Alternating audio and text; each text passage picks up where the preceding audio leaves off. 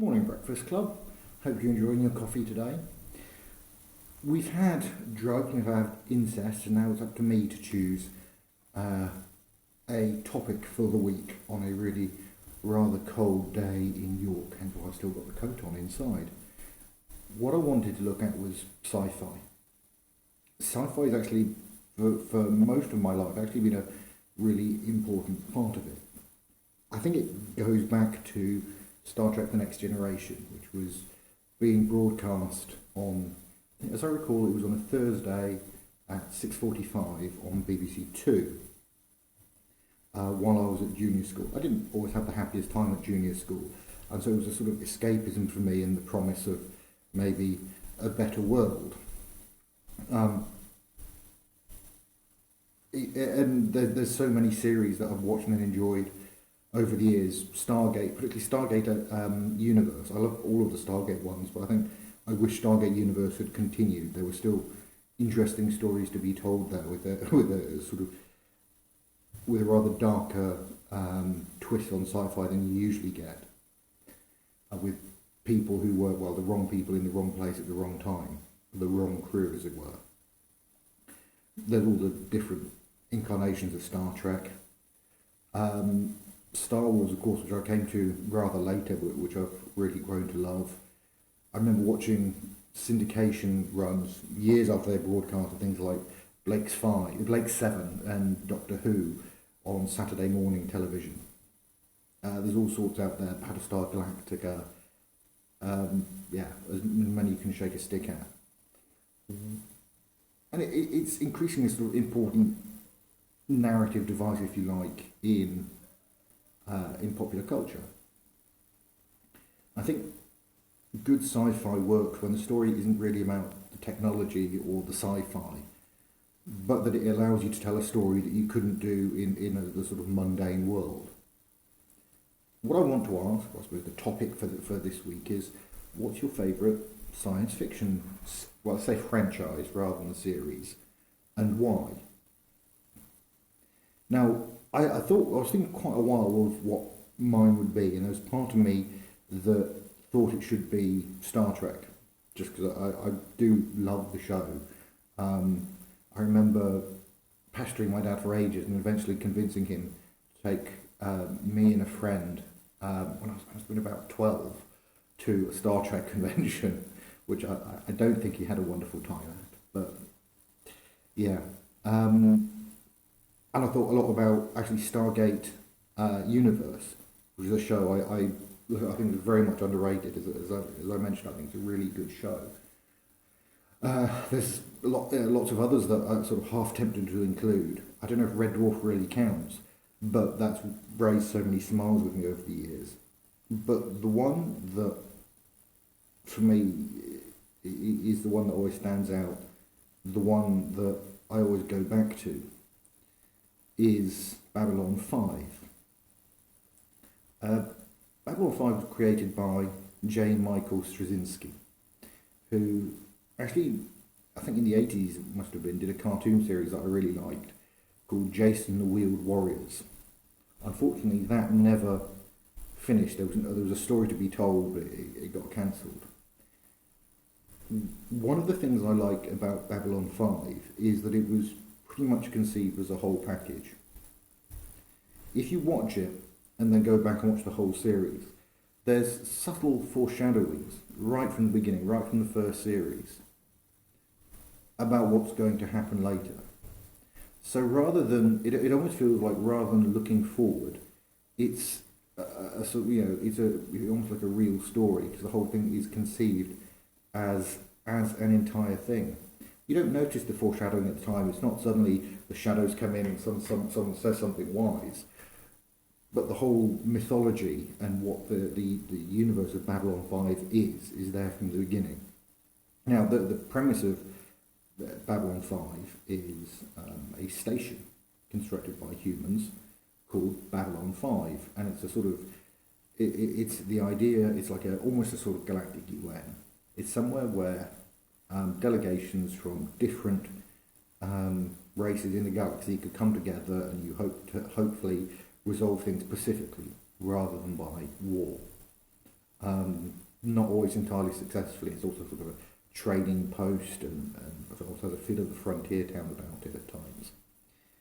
But there's these overriding story arcs. I don't want to give too much away in case anybody hasn't seen it, which are, in some ways quite Manichaean. Good versus evil, order versus chaos, light versus dark. But always in the show, there's a lot of shades of grey.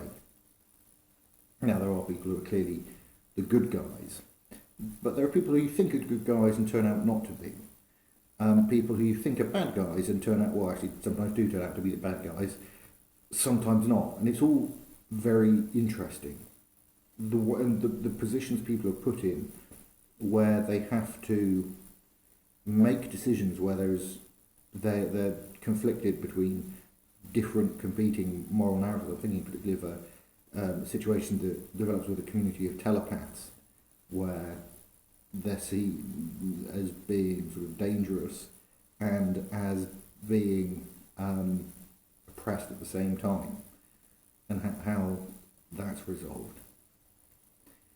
It's a show that you can go into, and the first season wasn't as strong as the others, but after that you can go into at any point and you feel, even when it's a relatively contained episode, that you're part of a broader story about people trying to work out what the hell is going on in the universe. I think the big message for me that comes out of Babylon 5, though, is that it's not about the destination, it's about the journey. It's what you have to do to get to where you're going. So, dealing with two opposing forces and which side you choose, and actually the way you get there affects the choice you make. Avoiding the spoiler there, I hope. When there's a civil war, which side you choose, how you deal with people on the opposing side of a civil war afterwards that you have to sort of bring back in and like heal the society. And then there's so many other issues that are raised where there isn't success, where entire races do die out, where there are genocides talked about. You see soldiers going off, being sent off on a mission, and thousands of them dying. And it has that, and it uses those as I said, those sci-fi devices to tell a story. It's not a story about the technology. The technology doesn't really feature that much. You don't have discussions about not having enough power captain on a regular basis. And it's basically almost a political drama at times in space, with the negotiations going on between different powers. Now, that there are problems with it. I mean, there are bits which look very rough, particularly now. But there's also some wonderful set pieces in the series. There's a particular episode, spoiler alert, called Comes the Inquisitor, where we sort of find out what happened to Jack the Ripper. He makes an unexpected appearance, and it's a very contained episode. It's sort of like a 3-person drama almost, and it's quite amazing to watch. You also have the development and interaction of characters over the series. Two of the most famous ones. You have G'Kar, the ambassador of the Narn. The Narn have been occupied by the Centauri. The ambassador for the Centauri is a guy called Mollari, Londo Mollari. You have the development of the relationship between them, from antagonism to friendship and trust. The relationships they have with their subordinates and with other people on the station, that they actually change over time in response to what's happening in the world, in the universe around them. There's one sort of, I think one of the more famous characters in science fiction now, Claudia Christian's character of Susan Ivanova, who's the station commander, the executive officer of the station, and how she has to deal with remaining a career military officer while dealing with things from her personal life that don't exactly fit the life she envisages for herself and so on. There's just an awful lot to it. I think there's one character though that I think is a favourite, who is Jakar, and I think sums up the message that for me comes out of the whole story, that it's about the journey and not the destination. There's a line he has when he has to leave the station, which kind of sticks with me. I don't know if I get it exactly right, but it's something along the lines of, I believe that when we leave a place, part of us remains with it.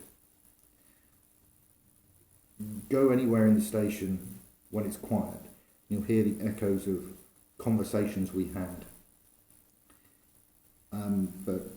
And something to the effect of, but the part of me that is leaving will very much miss the part of you that is staying. It's something that I watched again, actually not long after I finished my masters, and the sort of association I'd had for about 10 years with my former university, the LSE, was sort of coming to its end. I've moved up to York now, but it was. It's something for me that about you have an institution, a place where people have to get together and get on with each other and do what they're trying to do, and deal with all the problems that come along. And sometimes it's not whether you had the right answer or the wrong answer, but how you got to it and how the journey changed you on the way. So that's my favourite sci-fi series, sci-fi franchise. So tomorrow it's Kate. So Kate, over to you.